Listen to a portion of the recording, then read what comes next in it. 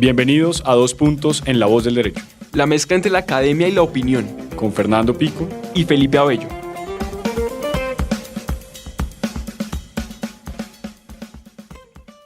Le damos la bienvenida a todos nuestros oyentes de Dos Puntos en La Voz del Derecho.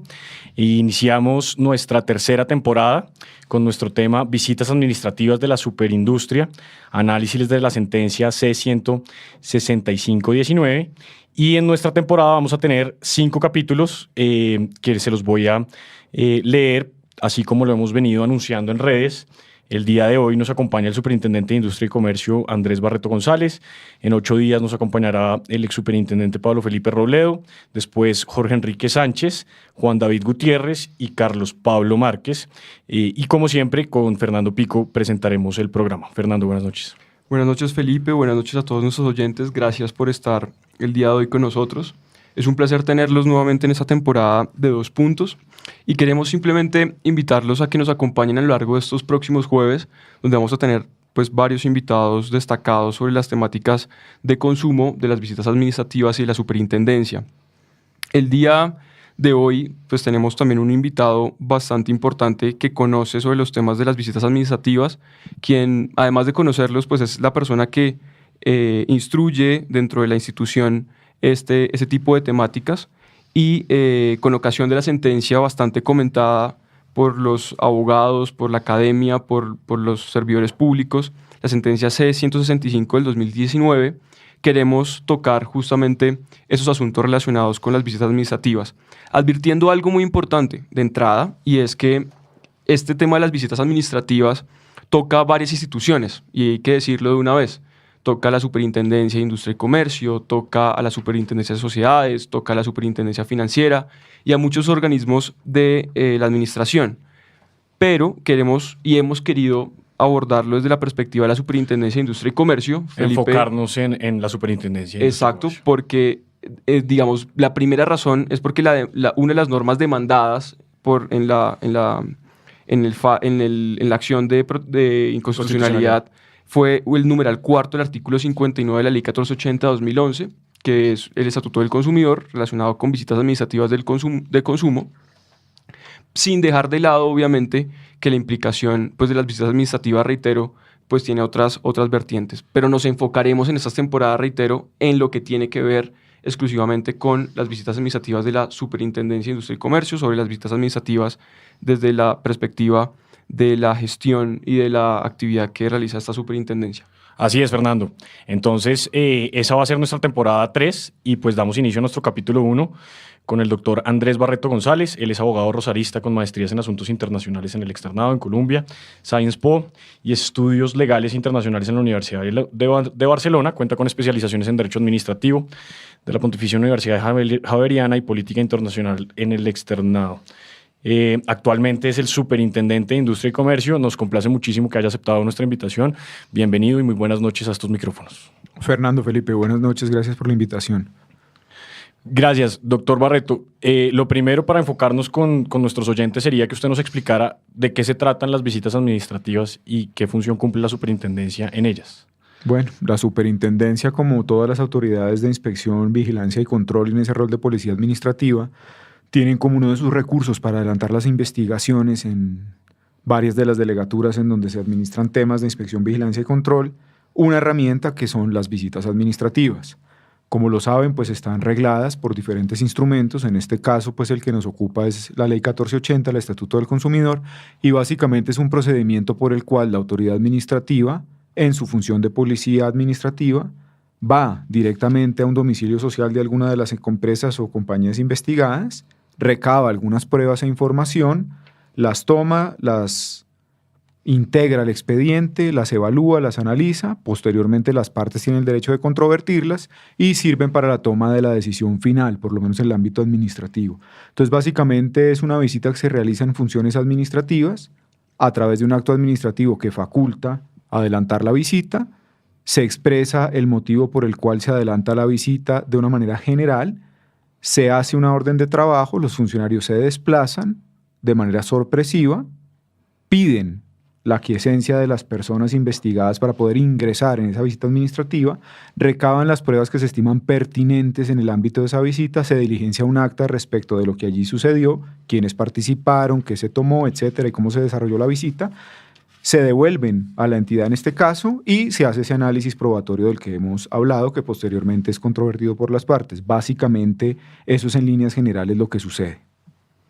Ok, súper. Una pregunta y es, digamos, en relación también con la sentencia. El accionante, el demandante de la acción de inconstitucionalidad indicó que dentro del campo de la visita administrativa se podría vulnerar uno de tres derechos, que es el derecho a la intimidad, el derecho a la inviolabilidad del domicilio y el derecho al debido proceso. Y en ese orden de ideas hacía el planteamiento del paralelo con lo que acontecía o con lo que acontece en el campo del derecho penal, al indicar que en el campo del derecho penal existe el llamado juez de garantías, que lo que hace es verificar previamente, antes de que se incurra en esa visita administrativa, o en el caso pues, de la visita, en ese caso de penal, verificar el cumplimiento o no del acatamiento de las normas constitucionales en general y esas en particular. ¿Qué es lo que diferencia esa visita administrativa que realizan las superintendencias con respecto a la que es propia digamos, del ámbito penal? Digamos, que no es vulneratoria, digamos, de derechos fundamentales o que la hace diferencial. Bueno, varios elementos. El primero, como usted lo ha notado, que se hacen funciones administrativas, no por la vía jurisdiccional. La segunda es el hecho de que para adelantar esa visita se debe contar primero con el acto administrativo que lo avala y segundo, con el permiso de los visitados, si me permite el término, para ingresar al domicilio.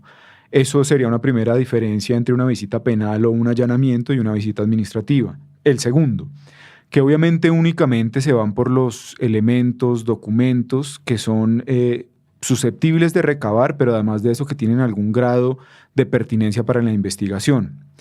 Para ponerlo en efectos prácticos, sería muy sofisticado pensar que una autoridad se va en una expedición de pesca o en una pesca con dinamita por todas las dependencias de una empresa a ver qué encuentra. Tiene que estar por lo menos enmarcada en hacia dónde va y por qué va, en el sentido de que si no, tendría un montón de pruebas que no tendría capacidad de procesar, serían inconducentes a la finalidad de la visita y además de eso, pues cuando se adelanta una visita ya desde la perspectiva práctica, como ustedes lo saben, por lo menos la autoridad tiene algún tipo de idea de cuál es su caso y detrás de qué va.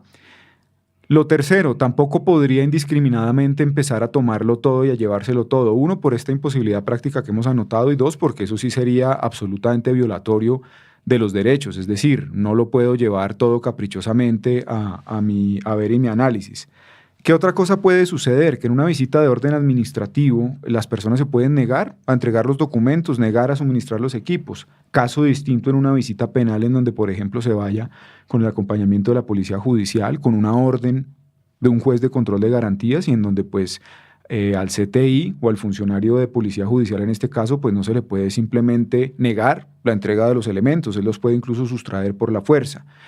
La interceptación de comunicaciones es otra muy mala analogía en donde el demandante pues procuraba llevar a una suerte de error a la corte, en el sentido de decir que extraer un documento electrónico o llevarse un elemento de comunicación como un teléfono móvil se equipararía a la interceptación de una comunicación. Y en buena hora la sentencia pues hace ese test de razonabilidad que traen las decisiones judiciales de la Corte Constitucional, hace una comparación respecto de estos elementos y básicamente nos lleva a la conclusión de lo que ya sabemos. Uno, que no necesita una orden judicial previa, sí, es una visita administrativa. Segundo, que es un allanamiento, una violación del domicilio, una interceptación, un exceso y una violación de los derechos, no, siempre que se hagan en el marco de las normas, en este caso los estatutos y por supuesto los códigos de procedimiento o el general de proceso o el contencioso administrativo, hoy CEPACA. Y tres, pues el hecho de que debe haber una conducencia y pertinencia sobre las pruebas, no se puede llegar indiscriminadamente a recabarlo todo. Entonces creo que esa claridad se hace ahí y esa diferencia también se hace en que, uno, no se puede entrar por la fuerza, dos, no se lo puede llevar todo, tres, no se puede llevar aquello sobre lo que se niegan y cuatro, habría una imposibilidad práctica de poderlo hacer en tiempo real en el sentido de, por ejemplo, interceptar una comunicación y o recabarlo todo indiscriminadamente. Doctor Barreto, en esa respuesta ha enunciado usted, digamos, los puntos que han sido más discutidos en la academia con el tema de la sentencia. Y uno de esos es el primero que usted denuncia, y es el consentimiento. No pueden entrar si no le aceptan si no acepta la empresa a la cual se le está practicando la visita. Pero ese consentimiento tiene también un as bajo la manga, que es esa inobservancia de instrucciones o la obstrucción a la investigación, y es: si usted no me deja entrar, La sanción. yo lo inicio un proceso por inobservancia de instrucciones. Entonces, algunos dicen que ese consentimiento no es libre porque realmente están siendo amenazados entre comillas, para permitir la entrada de los funcionarios. ¿Cómo presentar ese consentimiento de una manera libre? Por supuesto, debe haber un equilibrio democrático en el sentido de que las personas pues obviamente tienen unos derechos, pueden ejercerlos, así como pueden negarse a adelantar la visita. Entonces, otra astucia argumentativa del demandante pues fue esa: decir, no, hay una suerte de coacción o una obligatoriedad o una suerte de derecho que se impone, en el sentido de que el negarse a la entrada me produce tal temor que yo prefiero que accedan, porque si no hay una multa. No es así, y por eso estamos en el ámbito de una diligencia administrativa. ¿En qué sentido?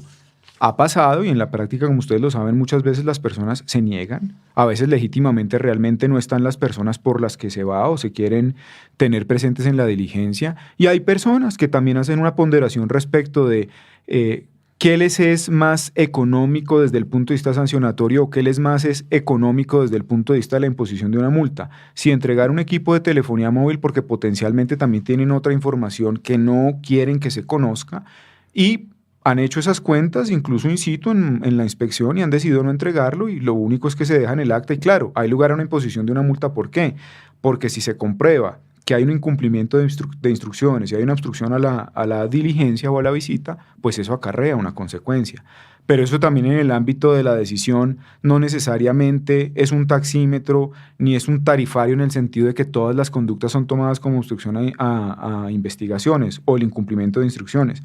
Por eso es que les pongo un caso práctico grave en donde las personas deciden o no entregar el teléfono móvil, o las personas deciden o no entregar un computador, como también nos ha pasado que hay unas pésimas asesorías o unos momentos de efervescencia y calor de las personas visitadas que deciden ellos mismos atentar contra los equipos, intentar destruirlos, cambiarlos de lugar, y pues a mí me parece que eso también es un poco defraudar la ley, y la discusión del equilibrio de los derechos pues tampoco debe estar en el marco de permitir que uno se le negase a la autoridad, que era un poco el debate de la sentencia, y en buena hora pues porque la Corte lo declaró exequible, todos los procedimientos.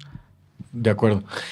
El segundo punto que usted adelantaba también en su respuesta era el tema del objeto por el cual se practica la diligencia, y no es una pesca con dinamita, pero entonces la discusión es esa credencial con la que llegan los funcionarios de la superintendencia, ¿qué tan delimitado debe tener el objeto?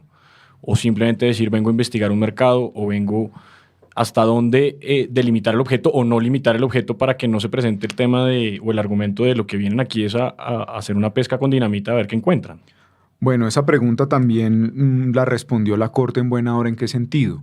Obviamente, otro de los recursos argumentales del demandante era señalar, bueno, entonces que en las credenciales y que en la orden administrativa por lo menos sepamos la conducta específica.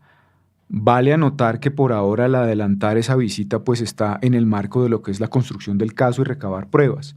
Y en ese sentido, ya en la práctica, pues ustedes se imaginarán que donde no se restringiera el objeto de la visita a un tema en particular, por supuesto acarrearía que la defensa, y es apenas obvio, pues podría entonces controvertir esa visita o controvertir el acto administrativo o controvertir las pruebas recabadas, en el sentido de que en eso se procura ser muy exegético, y el salirse de una línea pues traería esos potenciales problemas y riesgos. Lo segundo, se hace una analogía respecto de que cuando es en el marco de un derecho comparado, cuando un tribunal o un juez lo autoriza, pues es mucho más exigente en el estándar en donde se deben señalar las conductas. Nuevamente, si es en el marco de una visita del consumidor, creo que las personas investigadas o visitadas por lo menos tienen noción o certeza, y se anota en la credencial de la norma en la que es, como cuando se hace en competencia, como cuando se hace en metrología legal. Y no son muchas normas, no son conductas indeterminadas. Pero tercero, si esos dos argumentos no fueran válidos desde el punto de vista de la práctica, yo vuelvo, digamos, a la primera respuesta y a la primera pregunta que ustedes me formulaban, y es el hecho de que es absolutamente imposible, por ejemplo, para una autoridad como la Fiscalía General de la Nación, adelantar unas visitas y recabar una cantidad de pruebas que van a ser inconexas y van a ser datos muertos para cualquier investigación, de tal suerte que el hecho de no delimitar no es por un capricho vulneratorio de derechos, ni es por un capricho de adelantar una pesca milagrosa de evidencias y documentos, sino que obviamente obedece a que se tienen por lo menos ya unas nociones de hacia dónde va el caso, pero por ahora a nadie se le ha acusado. No ha habido un informe motivado, se van a poder controvertir todas esas pruebas y tenemos noción de si se va sobre una conducta, sobre un mercado, pero precisamente es en esas visitas y en saber detrás de qué vamos que se puede o terminar de construir o aparecen cosas que en el derecho también se suelen conocer como hechos nuevos. De allí que haber hecho una rigurosidad señalando que se tienen que especificar, por ejemplo, artículos, numerales y literales, pues sería una torpeza desde el punto de vista práctico. Creo que a eso intentó llegar el demandante y en buena hora pues que la Corte también haciendo un análisis de razonabilidad, pero sobre todo aterrizando en el mundo real de cómo es una visita administrativa, una diligencia de estas características, no cayó en esa trampa y silenció también el debate señalando esto que les digo, pues el equilibrio. Yo no puedo exigir entonces específicamente el artículo, el numeral o el literal, porque en el momento en que la autoridad exceda o encuentre, ya eso no podrá ser objeto del debate en las pruebas ni podrá ser utilizado en el marco de la investigación. Súper, una pregunta y yo vuelvo nuevamente como con la distinción entre lo que sería y lo que es una retención de documentos, una visita administrativa, una revisión de documentos y una inspección. ¿En qué sentido? En que la Corte hace mella en el hecho de distinguir esas dos instituciones del derecho administrativo y el derecho penal, y es, de un lado, el derecho administrativo, revisión de documentos, la visita de inspección y la retención de documentos, y de otro lado, desde el punto de vista penal, el registro, allanamiento, incautación o interceptación de comunicaciones, que esas sí requieren del llamado juez de control de garantías o el control de legalidad, por virtud del 114 del Código Penal. Pero la pregunta es, ¿qué diferencia, reitero nuevamente, hay entre esa retención de documentos e interceptación de comunicaciones? ¿Qué diferencia hay entre la visita de inspección y el allanamiento? ¿Qué diferencia hay entre la retención de documentos e incautación de esos documentos y demás? Lo planteo por qué razón, porque digamos desde el punto de vista teórico podemos construir, elaborar cualquier tipo digamos de distinciones, pero en la práctica cuando el agente administrativo va, el funcionario público acude a ese domicilio social a recabar esas pruebas e identificar si se han recogido esos materiales para verificarlos posteriormente e identificar si hubo una conducta que raya con la legalidad o la ilegalidad. La pregunta es cómo en la práctica hago ese comparativo, porque digamos, es muy difícil a veces determinar cuándo es revisión de documentos, pero cuándo en realidad no se están reteniendo o incautando documentos, o cuándo no se está interceptando una comunicación y cuándo sí se está básicamente haciendo una revisión documental. Y lo digo y lo planteo básicamente en este ejemplo. Resulta que una persona en un computador tiene una información que es de orden laboral, que es de orden de su actividad comercial, pero también tiene una información que es de orden personal. ¿Cómo hace el funcionario para no recaber en esos documentos o llegar a esos documentos que son de índole personal sin interceptar comunicaciones que son personales, sino dentro del marco netamente de su actividad administrativa? Ahí, digamos, desde lo práctico, reitero, no es del deber ser, sino de lo teórico, sino desde lo práctico. Bueno, en la práctica creo que partimos de una premisa equivocada porque la interceptación se tiene que dar en tiempo real y la interceptación únicamente la pueden tener autoridades con facultades para tal y sobre todo si son parte del Sistema Nacional de Inteligencia. Entonces, para poner un ejemplo práctico, si nosotros en tiempo real pudiéramos interceptar comunicaciones, cosa que no podemos hacer por un límite constitucional y legal, seguro que nosotros podríamos detectar conductas mucho más rápido y de manera más eficiente, porque en tiempo real estamos viviendo la información de lo que estamos queriendo detectar. Nunca jamás se puede hacer así porque todo es una construcción ex post en el sentido de que mayoritariamente esas comunicaciones electrónicas son borradas. Casi todas las pruebas tienen que ser recuperadas desde el punto de vista forense. Lo segundo, hay documentos privados y hay documentos corporativos. Desafortunadamente, creo que eso es una respuesta que en la práctica siempre se ha tenido incluso cuando se adelantan otros procesos administrativos. Piensen en el proceso disciplinario en donde hay las mayores sentencias. Este es el computador laboral, pero en el computador laboral yo también adelanto unos temas particulares. Hago trabajos de la universidad, escribo cartas, tengo fotos de mis hijos. Bueno, desde que el computador esté en el domicilio social y desde que el computador esté en el domicilio corporativo, empresarial, y el computador sea utilizado para las dos tareas o el computador sea propio de la empresa, La sentencia fue clara en ese sentido. Se puede inspeccionar. Y la toma de los documentos. Ese fue un tema que también creo que actualizó la Corte en buena medida. ¿En qué sentido? Ya nunca en la práctica ninguna visita va al archivo de una empresa porque ahora casi todos los archivos son digitales y de allí esa extensión tan importante que hace del documento electrónico. Entonces casi todo toca recabarlo del computador. ¿Cómo sabemos entonces qué es pertinente y cómo sabemos entonces qué vulnera y qué no vulnera? Y eso nos lleva nuevamente a la práctica.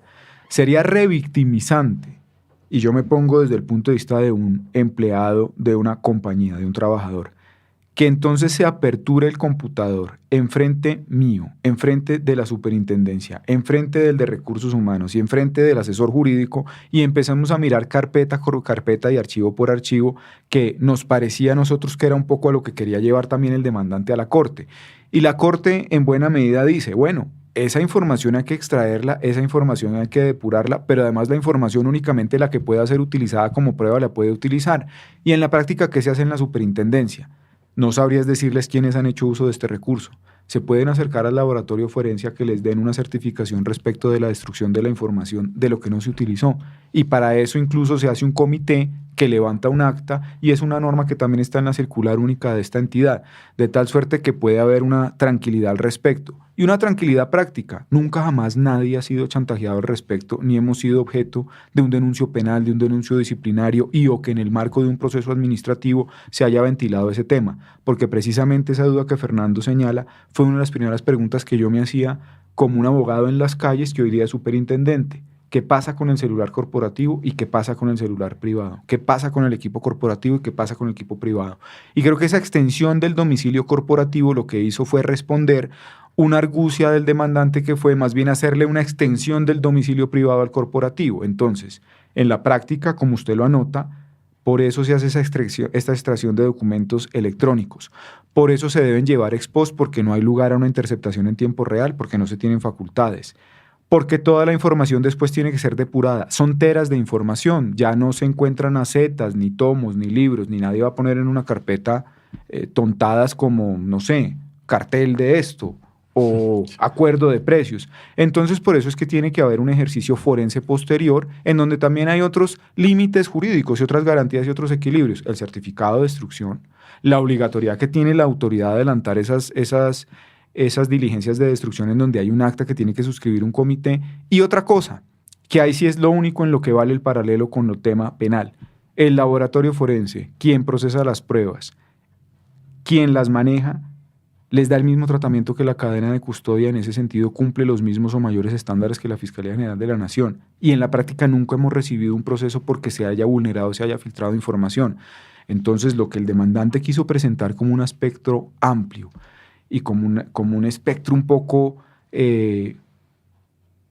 desaliñado, como si la autoridad fuera tan torpe de ir por los documentos o fuera a extraerlo todo o fuera a extenderlo todo, pues realmente lo que hace es la misma Corte desde la práctica a ver que una diligencia no se puede extraer así. Y por eso vuelvo yo al proceso disciplinario. La principal defensa siempre era decir, el correo electrónico es un correo mío y yo mandé esos correos. El correo es de la empresa, se puede inspeccionar. No, lo abrí desde mi correo de una cuenta privada. El computador es de la empresa, se puede utilizar. Entonces creo que en la construcción de las pruebas la Corte también no cayó en esa trampa y no la aclaró. Pero sí quiero ser enfático en decir, no se puede interceptar porque la interceptación es un tema distinto en tiempo real. Nunca jamás se podría hacer y si no, y si lo pudiéramos hacer, pues obviamente no nos desgastaríamos, por ejemplo, en tener una visita administrativa. Ya sabríamos detrás de qué íbamos. Súper. ¿Y qué hacer con el secreto profesional? Pero lo respondemos después de la pausa. Muchísimas gracias. Esta es La Voz del Derecho. Regresamos en 2 puntos en La Voz del Derecho. Estamos en nuestra tercera temporada con nuestro tema de las visitas administrativas y nuestro capítulo 1 nos acompaña el superintendente de Industria y Comercio, el doctor Andrés Barreto González. La primera parte de nuestro programa nos ha explicado el doctor Barreto acerca del tema de la sentencia frente a consentimiento, frente al objeto de las credenciales, frente a la diferencia con el tema penal. Y antes de ir a la pausa, estaba explicando el tema de la depuración y por qué la superintendencia sí tiene, pues la Corte le reafirma la facultad de la superintendencia de llevarse el computador, aun cuando en ese computador también maneje información confidencial o personal, y luego se hace la depuración. Y yo antes del corte le decía, ¿qué ocurre cuando obviamente en ese computador se encuentra secreto profesional de abogados in-house que le están escribiendo a esa persona alguna consulta respecto de alguna conducta ilegal que la superintendencia esté buscando? De todas maneras, en esa depuración alguien lo alcanza a conocer y ya conoció de ese correo o de ese chat. ¿Cómo manejar esa objetividad? No se podrá apartar de que ya leyó que un abogado le está asesorando alguna X o Y situación frente a algún ilícito. Pues yo iría ahí al mensaje de prevención general, y es el hecho de que en la premisa mayor únicamente se puede recabar, así como únicamente se podrá utilizar aquello que sea conducente para ese proceso. Segundo, todas esas pruebas son objeto de controversia, tanto en el ámbito administrativo en cuando se adelanta la investigación, así como nuevamente van al debate cuando deciden demandar las decisiones ante el contencioso administrativo. Entonces creo que tiene un doble tamiz. Y lo tercero, si en gracia de discusión entonces se aceptara que desafortunadamente un jurista violara su estatuto profesional, su ética profesional y sus obligaciones y deberes, aconsejándole a un cliente defraudador de la ley, sería gravísimo. Pero no lo podríamos utilizar en el ámbito de un proceso administrativo, sobre todo en materia de consumidor. Que usted tiene certeza, conoció y vio. No sé si en la práctica ha pasado, porque nunca esto ha sido objeto de debate, porque no estamos ante un juicio disciplinario de un abogado ni podemos utilizar eso como una prueba en contra. Lo que sí, yo aprovecharía estos micrófonos para hacer es que si las personas ya tienen conocimiento pues de que están inmersas en las conductas, ¿por qué no acogerse a programas de beneficio por colaboración? ¿Por qué no aceptar muchas de las conductas y dejar de desgastar a la autoridad? Y porque estamos en una investigación administrativa en donde afortunadamente se puede parar y terminar antes de que se tenga que llegar forzosamente a la toma de la decisión, y es bueno para todas las partes. Entonces yo entiendo un poco esa inquietud del secreto profesional, pero lo que yo entiendo es que principalmente los juristas están en el negocio de cumplir la ley y no asesorar ilegalidades. Entonces, en ese sentido, aun cuando suene un llamado metafísico o espiritual, me costaría mucho creer que vamos a encontrar correos, chats, conversaciones en donde las personas le dicen engañe a la autoridad, haga esto, escondamos esto así y demás. Claro, tendríamos otra discusión si ya de oficio debería accionarse disciplinariamente o penalmente eso, cosa que tampoco nunca jamás ha pasado, porque restringiéndonos nuevamente a que es una visita administrativa, con unas credenciales de trabajo, con un acto administrativo, con un marco muy cerrado de acción, porque eso es a lo que vamos, no nos vamos a desviar del debate en volver eso una carnicería disciplinaria ni un escarmiento ético. Estaría muy mal, no he tenido nunca noticia ni certeza de esto, pero nos interesa es detrás de lo que vamos. Y cuando vamos a la visita, nuevamente en la práctica, como lo señala el doctor Pico, en lo que tiene toda la razón, ya se sabe mayoritariamente a qué se va, porque de lo contrario una visita administrativa duraría meses y la recabación de la información serían datos tontos, no los podríamos procesar ni trabajar porque nos llevamos un montón de folios, nos llevamos un montón de equipos que al final del día van a ser inconducentes para la investigación.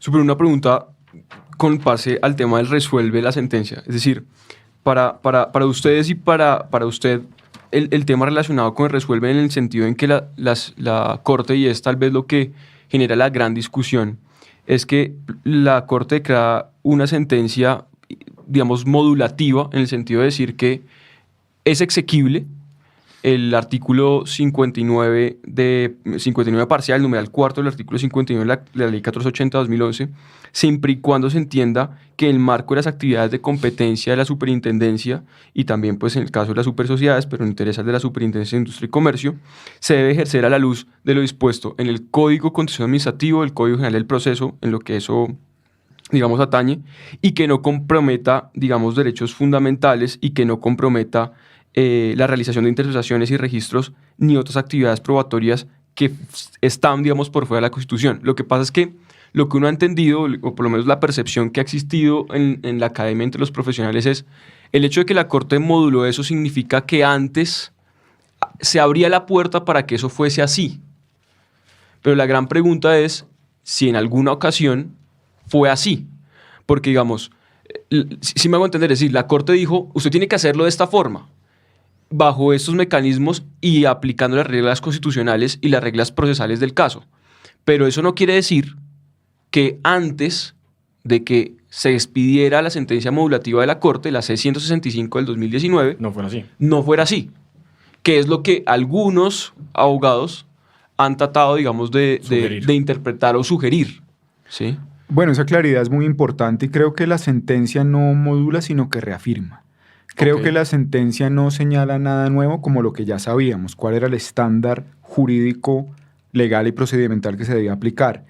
Y ya, digamos, en las minucias de la construcción de la decisión, leyendo el test de razonabilidad que se hace en la sentencia, desmenuzando cargo a cargo y dando la Corte, pues, las dos vías posibles de hacer su análisis. La decisión del resuelve iba a ser exequible, sin ningún apellido. Y básicamente entonces lo que se decide en esa sala plena es exequible, pero recordemos, es una buena oportunidad escribir nuevamente que son en el marco del debido proceso y en el marco de estos dos cuerpos normativos, o el Código General de Proceso o el Código Contencioso Administrativo. Y eso es una noticia que nos dio en un evento en donde por fin nos encontramos la señora presidenta de la Corte Constitucional, el señor ponente de la sentencia, los asesores jurídicos y quienes litigan y se dedican a este tema, y mi persona, en donde nos contaron precisamente esa anécdota, en donde pues también el ponente señalaba con mucho interés de que pues había pasado todo el test de constitucionalidad, las normas, los procedimientos, se declaraba exequible, el sentido del fallo era exequible sin ningún elemento adicional, pero no creo que sea ni un condicionante ni un modulador, porque precisamente creo que por lo menos llegamos en ese ámbito académico a una conclusión, y excúsenme pues el coloquialismo, que era un recorderis, que eso es lo que se podía hacer y se hacía en el marco de esas tres normas. Entonces pues creo que es una exequibilidad que no condiciona ni no modula, sino que recuerda, y en ese sentido pues ese es el margen o el marco jurídico que se impone en esas visitas. Doctor Barreto, otro punto es, digamos, no otro punto, sino otra queja de los litigantes, si se puede llamar así, es que en esas visitas administrativas se practican declaraciones y en esas declaraciones pues no pueden ejercer el derecho de defensa o de contradicción. ¿Cómo explicar por qué en esas visitas administrativas sí se puede tomar una declaración y no tiene por qué estar acompañado de un abogado ni que un abogado le diga al funcionario de la superintendencia si puede hacer esas preguntas o no? Bueno, porque es nuevamente una visita administrativa, sería volver a echar para atrás como cuando se adelantan las entrevistas en la superintendencia, el hecho de alegar la necesidad de ir a un abogado. Y como un poco el tema en boga era hacer equiparable el proceso administrativo al proceso penal con el fin de darle un garantismo adicional, pues obviamente hay un tema que ya hemos anotado acá. No es lo mismo decir las cosas al pasar que incriminarse en un caso penal. No es la misma norma la que gobierna el tema de una visita a una diligencia administrativa, la que gobierna el hecho de tomar una declaración en el ámbito penal, porque por supuesto que ahí se debe poder estar acompañado. Y no es lo mismo en otro símil, si me lo permiten. Por ahora usted no está vinculado a nada, entonces en el proceso penal es como si usted lo llevan en una entrevista, usted puede ampliar, puede ir libremente, de hecho no puede ir con el abogado, y otra cosa es cuando ya usted está en calidad de indagatoria, investigado y puede ir con el abogado. Entonces creo que si hiciéramos una comparación de eso, pues mientras tanto no hay lugar al abogado en el sentido de que potencialmente usted no es el investigado, usted está dándose unas declaraciones, aún no ha habido informe motivado, es decir, usted todavía no ha sido acusado, aún no ha habido la toma de decisión y todas esas pruebas las va a poder controvertir.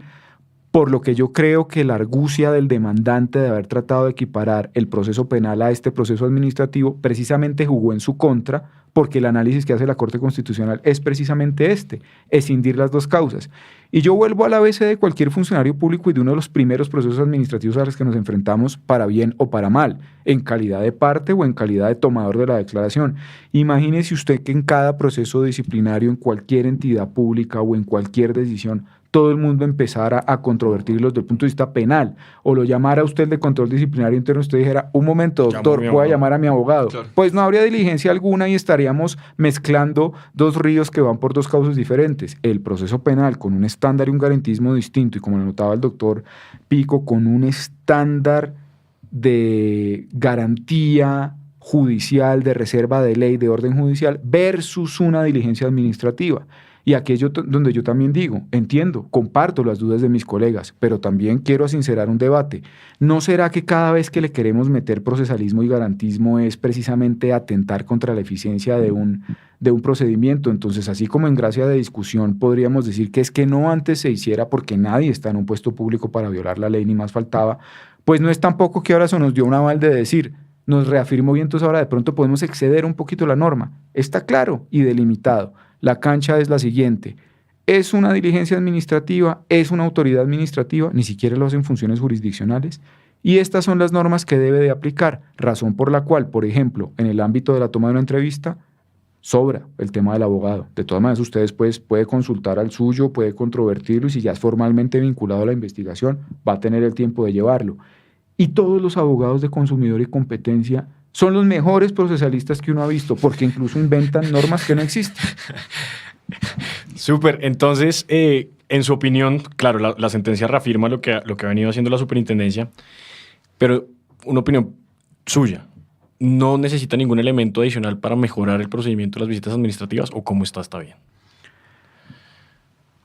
Bueno, yo le voy a dar una respuesta un poco corporativa más que jurídica. Yo creo que siempre hay espacio para la mejora. Lo que pasa es que como ya había habido un debate jurídico y sustancial, pues creo que eso quedó resuelto así. Obviamente uno no va a obrar desde la arrogancia de la Torre de Marfil de decir, si ven, ganamos. Sí. Yo creo que el que ganó fue el consumidor, porque es que al final del día el adelantar esas visitas y esas administraciones no es para satisfacer el apetito ni del superintendente, ni para fondear a una superintendencia con multas y sanciones, que es otra error común que la gente comete, pensar que es que uno tiene un taxímetro y con eso es que paga la nómina, y además de eso que es que sectoriza o delimita las investigaciones, como si yo me levantara y fuera al supermercado X, viera un producto y a mí se me ocurriera llamar al delegado de consumidor y decirle, oiga, me parece que algo raro está pasando acá. No tenemos la capacidad instalada, no tenemos el personal, no tenemos el tiempo para andar en caprichos y en chismes y en locuras. Yo sí que creo que la sentencia es un buen campanazo de alerta. Creo que recordó cómo debemos proceder. Creo que fue un buen episodio para discutir, como lo estamos discutiendo incluso ahora, muchas cosas que eran un mito y una leyenda de las autoridades administrativas, en particular de esta superintendencia, de cómo adelantaba las visitas y las investigaciones. Y creo que lo que debemos hacer es cada vez ser mucho más exigentes en cómo proyectamos los actos administrativos, motivamos los actos administrativos, conducimos la visita, somos exigentes en cómo se levanta el acta precisamente para que no queden ni vacíos, ni lugares equívocos, ni se vuelva eso otra instancia procesal de debate. Porque yo les cuento en la práctica, como lo estamos hablando, pues porque ustedes ambos son juristas, entonces saben cómo se vive la vida real de esto. Sin que hubiera el texto publicado del fallo cuando íbamos a adelantar visitas en cualquiera de las otras delegaturas que tienen facultades de adelantarlas, pues el abogado le decía, dígale que me muestre la orden judicial porque hay una sentencia de la Corte Constitucional que lo pide, en buena hora porque la Corte reiteró que no. Entonces yo creo que así como vamos depurando el inventario de quejas en donde no se pueden tener aperturadas situaciones para siempre, en donde hay que ser juiciosos más allá de tener el mote de la caducidad en la cabeza, pues también no podemos, desafortunadamente, eso sí prometerle a los colegas que vamos a ir en el ámbito del artículo 5 del numeral tercero del literal L, porque ustedes saben que desde el punto de vista práctico, procesal y de que se sostengan las investigaciones es muy difícil, pero sí, vamos siempre a procurar las mejores garantías. Y otra cosa, nunca nada de esto se puede hacer en tiempo real ni de interceptar, nunca nadie va a llegar a tumbar una puerta a las patadas, nunca nadie va a coaccionar a un visitado, a un investigado, si ustedes lo quieren, aunque todavía no ha llegado, digamos, a ese nivel. Pero yo creo en el equilibrio, creo en esas garantías y creo que también de una vez cierra ese apetito de mirar cómo se demandaban otras normas, porque no me cabe la menor duda que era un termómetro de mirar cómo se echaban a pique muchas más facultades que, como ustedes señalaban, no solamente atentarían contra la Superintendencia de Industria y Comercio, sino contra las inspecciones, por ejemplo, en temas de secretarías de salud, sí, tributarias, y que pondrían en jaque mucho de lo que nosotros esperamos de que el Estado nos responda por esa adecuada inspección, vigilancia y control, que para eso tenemos policía administrativa.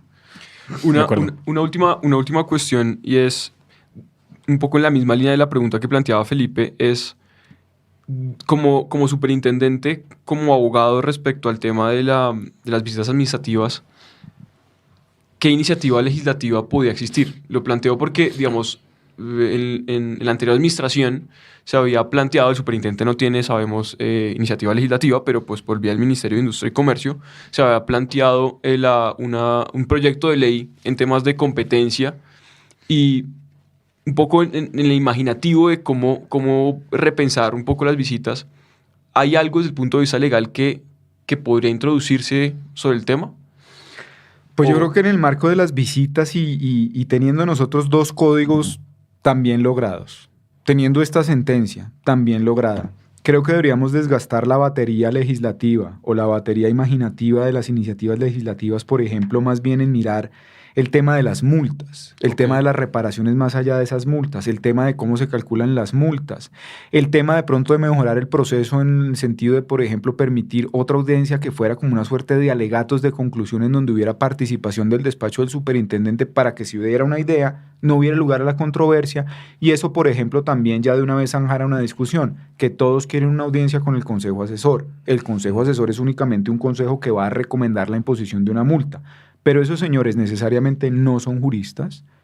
Y 2, para volver a la práctica, que es lo que me ha gustado mucho de sus preguntas, en los casos no solamente es 1 o 2 investigados, imagínense cuando son consorcios, empresas o varios, pues nunca vamos a poder imponer una sanción porque nunca se van a poder celebrar las tales audiencias y si una audiencia en el marco de la diligencia administrativa dura horas, imagínense ya todos los procesados que ahora sí ya son investigados, que posteriormente ya son acusados y ya están en la última fase en el despacho del superintendente, teniendo audiencias sucesivas con la junta asesora, otra vez exponiendo su caso.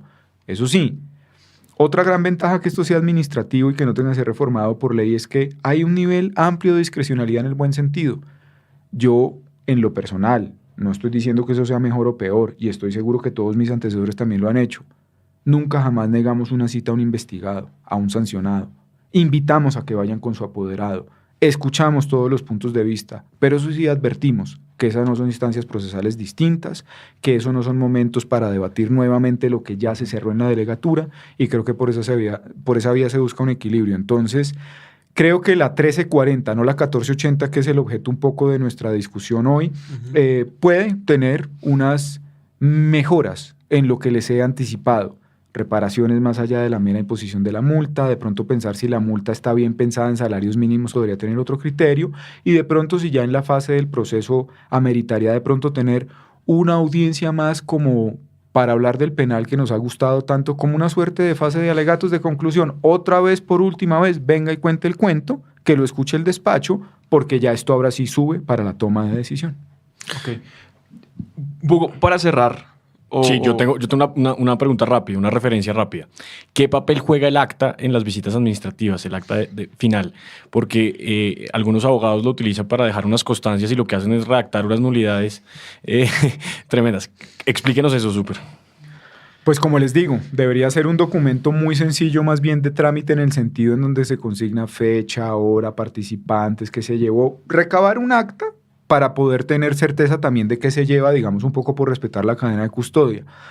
Tristemente, como usted se anota, se ha vuelto también un documento más que se convirtió, fue en un memorial y se volvió un acta de constancias y como dice el chiste y la novela de los abogados, quiero que conste en el acta, señoría, entonces quieren dejar en el acta todo, que las personas no pudieron entrar al baño y eso viola sus derechos humanos, que las personas no pudieron salir a almorzar y eso viola los derechos humanos, y debe haber un equilibrio, eso no es conducente para la investigación, eso sí que queda en el acta, quiénes estaban, qué documentos se llevaron, qué información se extrajo, seriales de documentos, como también es un error, es un craso error de la administración no levantar esa acta, omitir detalles en esa acta o posteriormente ir a buscar recabar firmas de esa acta. ¿Qué va a hacer el abogado defensor? Pues decirle, no les firme, porque potencialmente ¿qué vamos a alegar? Una nulidad. Entonces creo que tiene que ser estricta para las dos partes, pero como usted muy bien anota, ese desgaste para procesal en una visita administrativa, devolver el acta al memorial de agravios también es insoportable y también debe ser sancionado porque es una manera de dilatar, de obstruir y de tratar de llevar a la autoridad, si me permiten el verbo, porque no es un tipo, a la desesperación. Entonces yo creo que hay que ser equilibrados, como cuando hay un allanamiento y ahí sí viene el cuerpo técnico de investigaciones y demás, pues para qué nos vamos a oponer, como cuando hay un proceso civil, un lanzamiento y demás, para qué vamos a jugar a cambiarle la placa de la nomenclatura a la casa y desgastar a la administración. 1, el que nada debe, nada teme. O 2, si la autoridad vino, préstele ayuda y colaboración. Créanme que como no es una diligencia judicial y esto no es una autoridad judicial, todas esas cosas son tomadas en consideración. Todos esos son factores de clemencia y a todos nos alivia la carga de desgastarnos en un proceso. Distinto es, así como quieren abogado en la entrevista, ¿qué pasa si en una diligencia si se sale de casillas insulta al juez? Multa, arresto. Aquí ustedes no se imaginan también en lo que se han abocado los pobres funcionarios del malestar de los entrevistados y hasta la falta de respeto. Y no podemos tomar ninguna otra medida porque está en el ámbito administrativo y sobre esos 2 códigos que son los que gobiernan este procedimiento.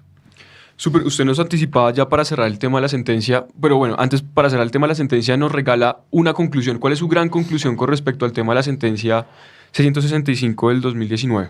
Para mí es un gran alivio porque ganó el consumidor. Para mí es un gran alivio porque reiteró, reafirmó y recordó las funciones, las competencias y las capacidades que tienen las autoridades administrativas. Y para mí es un gran alivio porque creo que cierra la puerta a astucias leguleyas de ver cómo se demandan normas en cuerpo ajeno y cómo se hacen termómetros jurisprudenciales de mirar si cae esa norma después detrás de cualquier otra vamos. Entonces yo me siento muy satisfecho, en buena hora por esa sentencia, creo que es clara. Quisiéramos que hubiera sido exequible sin nombre y apellido, pero ya supimos por qué es exequible con ese recorderis. No porque es un condicionamiento, no porque es una modulación, sino porque fue un buen momento de reafirmar sobre qué cuerpos normativos debe girar esas visitas, esas facultades y esas capacidades. Una última pregunta para cerrar y es, aprovechando también el tema de consumo, y es el siguiente. Usted nos comentaba que, anticipaba que se está evaluando el tema de las iniciativas con respecto a las multas y demás, pero también pasa algo en temas de derecho del consumo y es la proliferación normativa de normas, valga la redundancia, de protección al consumidor. De hecho, el Plan Nacional de Desarrollo, usted lo sabe muy bien, le otorgó facultades a la Superintendencia de Transporte en temas de protección al consumidor del usuario de transporte, de los servicios públicos de transporte. Mi pregunta va un poco más allá y es, el Estatuto del Consumidor, la Ley 1480-2011, fue concebida por el legislador para unificar, pero tristemente lo que estamos viendo es una atomización de normas de consumo. Estamos viendo normas en el sector aéreo, estamos viendo ahora normas seguramente en el sector transporte, vamos a ver, y tenemos normas del consumidor financiero que supervisa la superfinanciera, tenemos normas de consumidor de telecomunicaciones que inicialmente están en cabeza de la Comisión de Regulación de Comunicaciones. En fin, hay una proliferación de normas. ¿No pensaría usted tal vez en unificar a modo de código de consumo, como pasa en otros regímenes como en Cataluña, como en Italia, como en otros países, las normas de consumo con libros especiales que por lo menos permitan no la proliferación de las normas de consumo, sino una protección verdadera a los usuarios colombianos? Sí, yo creo que menos es más. Creo que desafortunadamente tenemos una configuración y una concepción que nos lleva a un fetichismo legislativo que si no tenemos todo escrito en un instrumento, tenemos más normas o nos otorgamos las facultades, no valen. Y es una lucha que ya se ha tenido, por ejemplo, en el ámbito de competencia, señalar que pues, la 1340 es enfática en señalar que la superintendencia es la autoridad única en materia de competencia, pero siempre salen unos peros y creo que eso se puede allanar en el sentido de que la autoridad tiene la competencia, otras autoridades pueden tener las residuales y habrá que equilibrar y mirar en el ámbito de qué. Lo que no se debe permitir es cada vez aperturar un instrumento legislativo en donde alguien por especialidad entonces debería tener el mote de ser la autoridad de competencia de X cosa.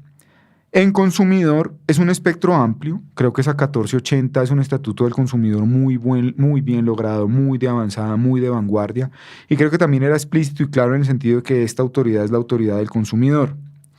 Pero vayamos entonces a los aspectos prácticos. Esta autoridad internacionalmente es la autoridad del consumidor de Colombia. Esta autoridad es la que detenta la presidencia del AISPEN. Esta autoridad es la que se sienta en el Comité de Consumidor de la OCDE. Y esta autoridad, más allá del tema normativo, sino a los ojos del consumidor, en el sentir general del pueblo colombiano, es el protector del consumidor. Entonces, pues en su momento aparecen los planes de desarrollo, las personas meten facultades, meten artículos, meten funciones Y yo creo que ya eso es una responsabilidad de quien las alega, las aduce y las quiere responder por ello. Para cerrarle el tema, por ejemplo, del consumidor aéreo, in genere yo creo también que no cambió nada. Si usted lee la norma y si usted ve a dónde debe acudir el ciudadano y si usted ve quién tiene la capacidad administrativa e incluso la función jurisdiccional de adelantar la reclamación, sigue siendo la Superintendencia de Industria y Comercio. Ya ponerse a explicar que si sobre el reglamento aeronáutico colombiano la seguridad de la operación es una, que si el tiquete lo compramos en una plataforma directa o en un canal de en una plataforma electrónica con un canal de venta directo, eso cambiará la configuración. Creo que el espectro sigue siendo amplio y creo que ahí sí podemos, en el buen sentido de la palabra, competir de mirar a dónde quiere ir el ciudadano y en dónde encuentra satisfecho su derecho, porque al final del día, pues ese ciudadano es un consumidor y lo que debe encontrar es, como usted dice, unificación normativa, claridad en la norma, unificación de autoridades, saber a dónde dirigirme. Y todo siempre lo debemos pensar en lo que le sirva al ciudadano, no en lo que le sirva a la superintendencia. Como ustedes bien lo saben, estas 6 autoridades en una. Y esas 6 funciones lo que hace no es darle un amplio espectro de ser un aglutinador de funciones y un acaparador, y pues porque nadie está detrás de eso, sino que tiene que siempre batirse diariamente en ser eficiente en 6 trabajos por uno. Entonces yo creo que, por lo menos desde el ámbito de consumidor, o es mi opinión desprevenida e ignorante, nosotros seguimos siendo la Autoridad Nacional de Protección del Consumidor y creo que la OCDE, la OEA, el ISPEN, así nos ven. No, digamos, mi pregunta no va hacia el sentido de si la superintendencia es o no es, porque en realidad pues es la autoridad de consumo general. Mi pregunta va desde el punto de vista normativo, sustancial y procesal, en el sentido de indicar que el consumidor se enfrenta a varias normas que regulan de forma diferente y diversa los derechos del consumidor en diferentes sectores del comercio, y en ese orden de ideas no vale la pena, su consideración al respecto me interesa conocerla, no vale la pena unificar las normas de consumo en un único, valga la redundancia, cuerpo normativo que regule la materia de protección al consumidor, con libros de sector aeronáutico, con libro de sector comunicaciones, con libro de... Sí, valdría la pena, sí. Se pensaron ejercicios desde el año 2001 de los decretos únicos reglamentarios que después quedaron transformados en estas circulares, que incluso esta superintendencia tiene uno. Sí, lo más deseable en buen derecho es que hubiera un corpus juris único con libros y materias específicas señalando lo que queremos, que en el artículo 1 se diga de una vez quién es la autoridad del consumidor. Lamento mucho es que por ese fetichismo legislativo, hecha esa norma, en un mes, en 2 meses o en 4 años con un nuevo plan de desarrollo, habrá nuevamente otro artículo que va otra vez a escindir y desde el punto de vista de la discusión práctica vamos a tener este mismo problema. Pero yo creo que una feliz conclusión práctica es lo que usted notaba, por ejemplo, el consumidor financiero. Desde que las 2 superintendencias trabajen articuladamente y de la mano, no pasa nada. Por ejemplo, el estatuto orgánico es claro en decir que el que está vigilado por él, el regulado por él, y el residual es nuestro. Y nunca ha pasado nada, ni en una colisión de competencias, ni en una insatisfacción de una reclamación. Seguramente porque ambas autoridades tienen una configuración similar, una seriedad similar y una capacidad similar. Esperemos es que desagregar competencias y responsabilidades en otras autoridades con menor capacidad no traigan al traste lo que nosotros queremos, que es garantizar derechos. Pero yo estoy de acuerdo con usted, si a uno lo contrataran para hacer una reforma del Estado o dar un plan, lo más normal sería sectorizar y tener un único cuerpo normativo que codifique precisamente cada derecho y ahí nos va a decir cuáles son los derechos, cuál es la autoridad, cuál es el procedimiento y fin de la historia. Sería lo más fácil para el ciudadano. Súper, se nos acaba el tiempo, pero me gustaría preguntarle, usted en alguna pregunta anterior, en respuesta anterior nos dijo, gastemos las pilas en el tema de las multas. ¿Usted sería partidario de aumentar las multas? Yo sería tiene la partidario superintendencia. que las calculemos, por ejemplo, en ingresos operacionales, no en salarios mínimos. Yo sería partidario de que además de multas económicas hubiera otro tipo de reparaciones, por ejemplo, la imposición de unas auditorías, la imposición de un oficial de cumplimiento, la imposición de unos programas. Y de pronto un día eso va a llevar al camino de la tan anhelada reparación entonces de los consumidores directamente, pero es la manera de empezar a allanar esa discusión. De acuerdo. Perfecto. Y lo último, con el tema, salgo al tema de competencia, el programa de beneficios por colaboración, ¿está de acuerdo en la forma en que está funcionando ese programa o consideraría que debería haber alguna mejora? Pues es una de las herramientas más importantes porque para nadie es un secreto que es el principal pilar para detectar las prácticas y atacarlas y sancionarlas.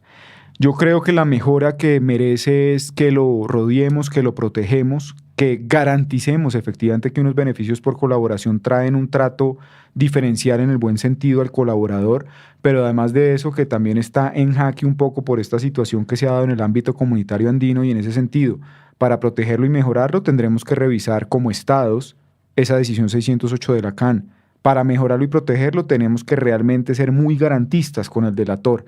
Y para mejorarlo y promoverlo es que, curiosamente, todavía seguimos teniendo noción de que no mucha gente lo conoce. Entonces, una invitación, y de una vez abuso de sus micrófonos, es que si hay conductas, si hay prácticas, si hay dudas, acérquense a la autoridad. Es un gana-gana para todos. Súper, muchísimas gracias por su tiempo, por haber aceptado nuestra invitación, y a todos nuestros oyentes, muchas gracias por estar conectados. Nos vemos el próximo jueves con otro invitado. A ustedes, gracias por la invitación.